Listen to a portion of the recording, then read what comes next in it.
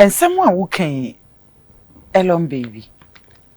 Misusu say anasa misremi bisawo edie na oso uye nipa na ono so de saa niema ya wo no eye wo eno na make story na obeti ase eba ne say after my marriage no we were very depressed and tina aka me nko amiso a afi na me start abrabo foforo all over again and unfortunately for me no na my ex-husband no nyeme bi wo ho a one fan to 2 years ntina mene ne kra ye ni dan one fan to 2 years ni wasase bebre me kaisa me ka chen say yensidan I will say at the right time say e dan si die etwetwiska ntino eno no ye to ye bo ni yesi na me so mi swa so after so many yes. production and as meka say mo produce ya mo dis sika twitwi die e de bre mo ntimi insidan ba na ye wasase pa wow okay ntina mo rent ni rent okay nti ebedu ba bi na aware ni guye na aware nso eguye na efe keke be ma ne fa ne ka waton me de me so me de ba akwa che obi o fa ne ka de ne nyama gu ni ka mu na okoja me ne memma nti na che say efie ni so an yetene na time aso e je see it wow ene memma mi me so a mi ni hwe am de be hwe nkwala nyame ne boa edu time bi no me say me na fofo mienu bi me ka mo ho asem that is Vivian Joe and Nana Mama Brown bebre nim say me ne Nana Ma e free kakra those times ti ohun se na ho kire ne ba no ono pe among all girls na those times me na me from mo ba ebi wo production ebi wo ho amohu mo TV so ya na ye bo adverts at that time adverts ya bo nya izo yetimi di sinipa ba ko so sam pe na nipa na be star sana na ye ya de edu sa time no manti obi anka na ma ne fa phone frame so ba mia metwa movie aye bibia ka kire okunu na me de a che okunu na or their starting life because na fa aye hu say papa ni miska bi because na ya nkasa na eja eya na ye promoting crofobia products nti omu be hu say scan ni omu hu ni clear say scan ni ho okay na Vivian Joe so eso ye one person a debut baby samase debut baby ebi wo ho mpo a mimbisa ni ska na waseni ni ska wow nti sankofo mi ni we die wow ade o ma ya ma me no impo na my cars an man famity anje me ex husband so ampene but se wonya sa adwen se me boa me ametwa movie me direct me ame wo cameras me ya amam na me de ache mo wa ye bi pa yes ti sani pa me ni we de bia me ka se o ma boa me pa wa brapo ahye me dem okay so anti me wie ayi aware ni ku sa na be ma ni ko jam na afi na me fere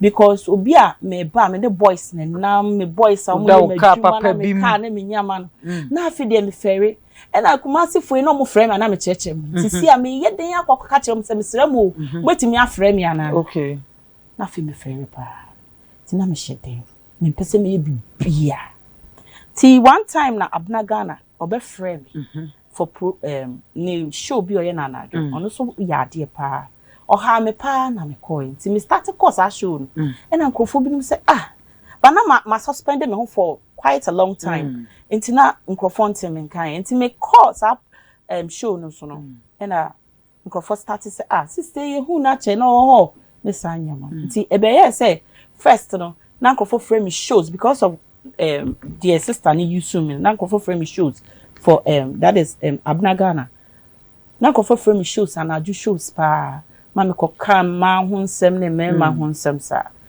ti ebedu baby na girl na make o kan no asem ubodi ni sisi adusafo no ye show bi e one of prophet bi one of yen kan say one of TV stations in Ketwa ni bi enti that time no so within that time na fufu bi fi America by no mo be ka me ho om beti ma asem no na fe ya no mo be fa me pie ni nyama na girl no ye musician Nti oko one of the stations, big station.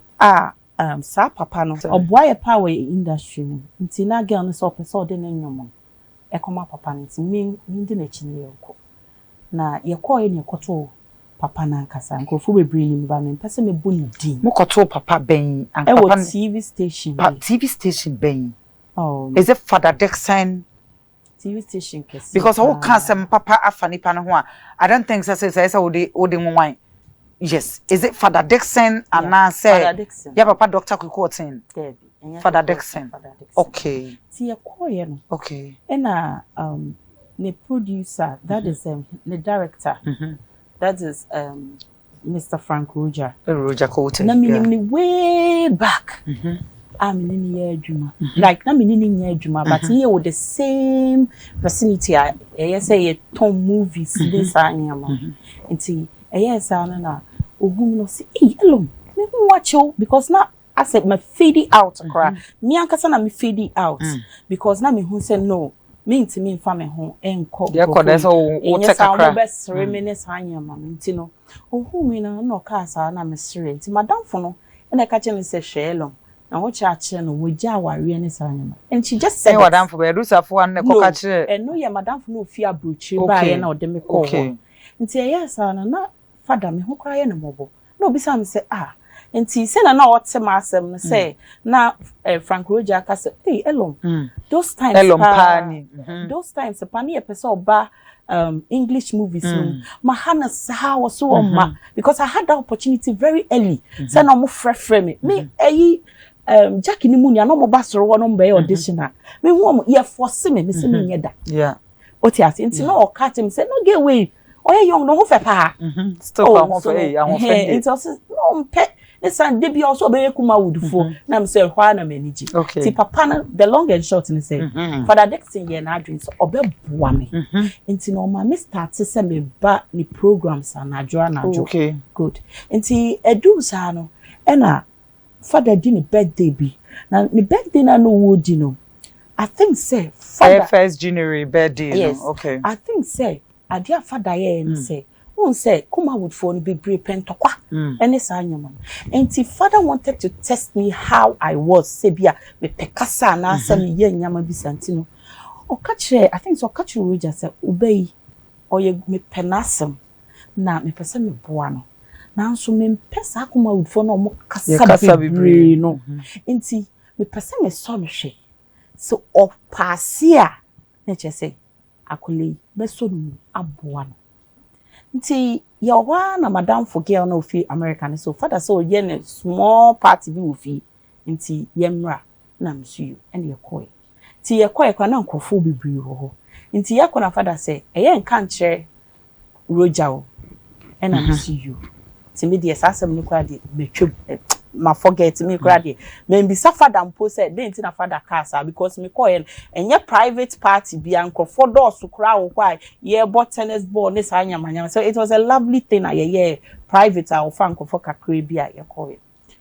ti metwana osofo na ni TV station no oye programs na ya mekọ no obe frame say omo ye programs on pese me pa as a guest nti me call ye na me koto Edusa fuano ewo nti me to no na me hu ni daba me hu say asa oye controversial nyama bi ni sa nyama nti na me say well on one life until the family I just have to do what I have to do and go nti me ye wie ma na ya je numbers o na mo be ye namfo na ye be namfo no na get you frame that time no yija se bi o na one papa wa ha say no ne nya issue ene ekua ne ene se nshadanche bebre sa okay bebre no ne ekua na yi no mo o didi o matem nti I called her and I make her so ba ya sense ma wuke anu o hye nti jai so sis jai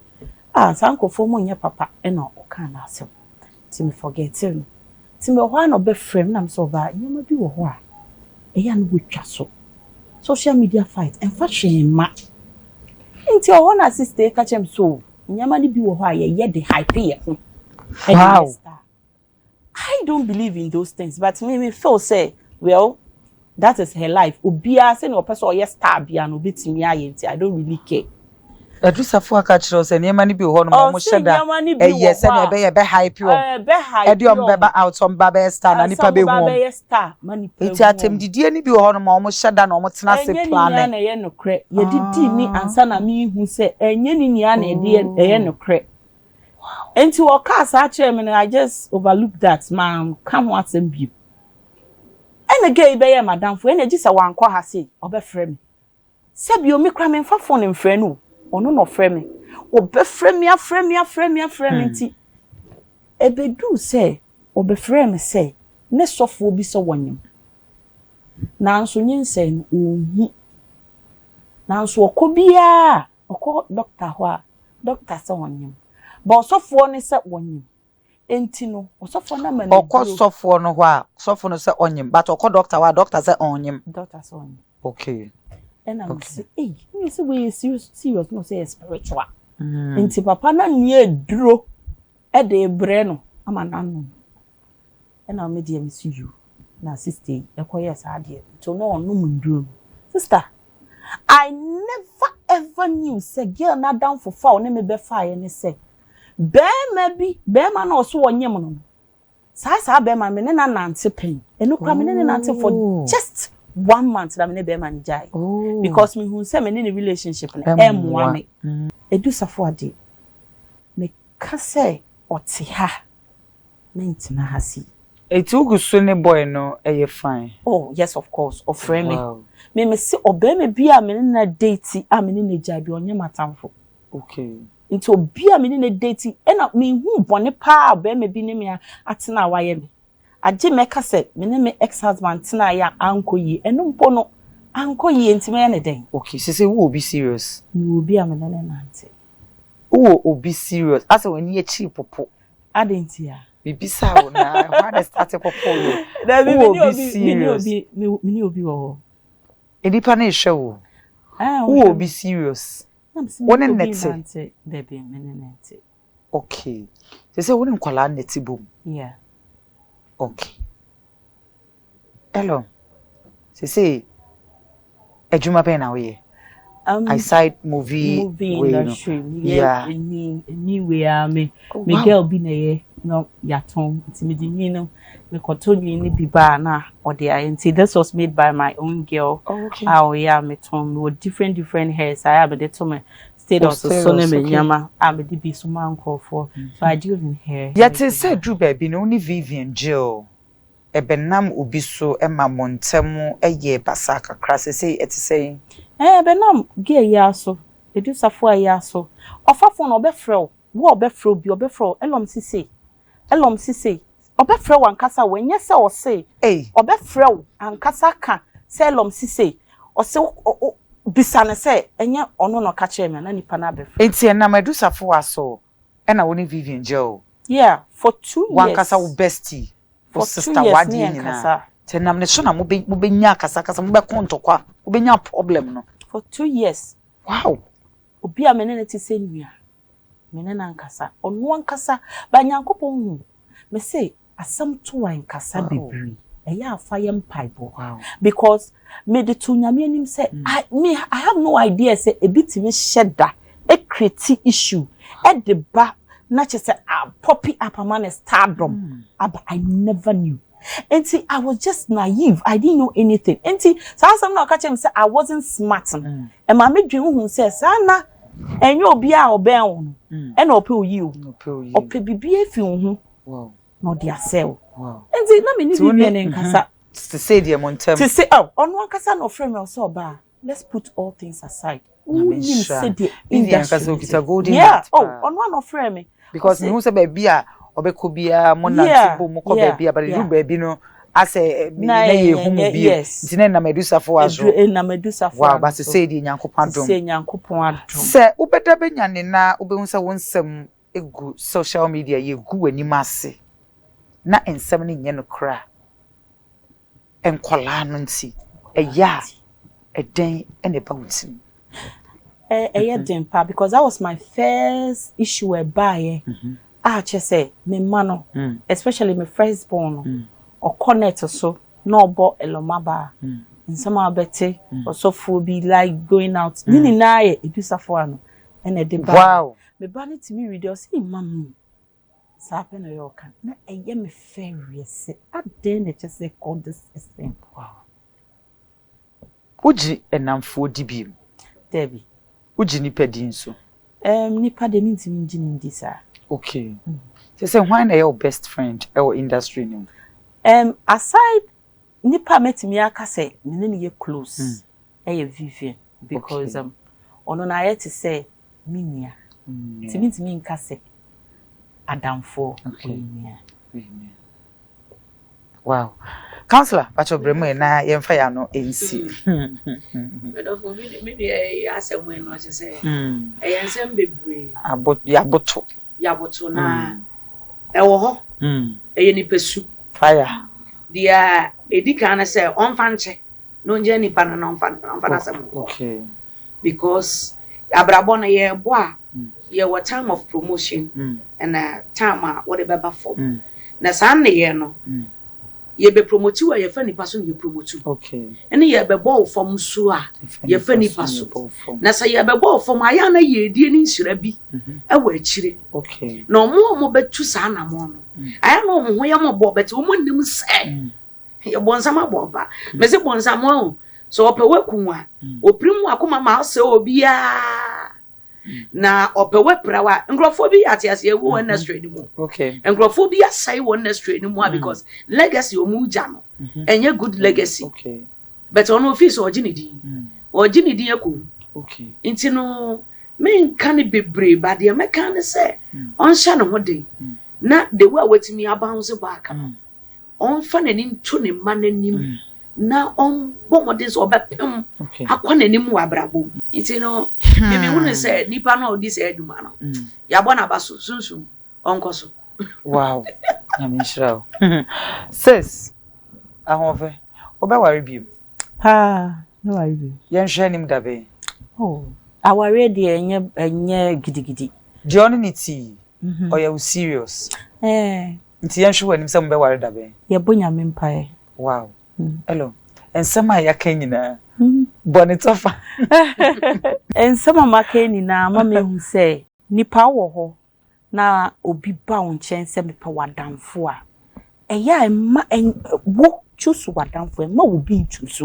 okay sa de ni yensua pa obi ben wo pa woni mitrim po ti mesiraw nkasa hu asema obeka because so obi se odi asem beto so a eya na papa kakra wo anase no kra kakra wo anse no de ntro bebre beka wo nti no uyi wanu bia enyeyi nti hwehwe wo namfofo choose your friends don't let your friends choose you thank you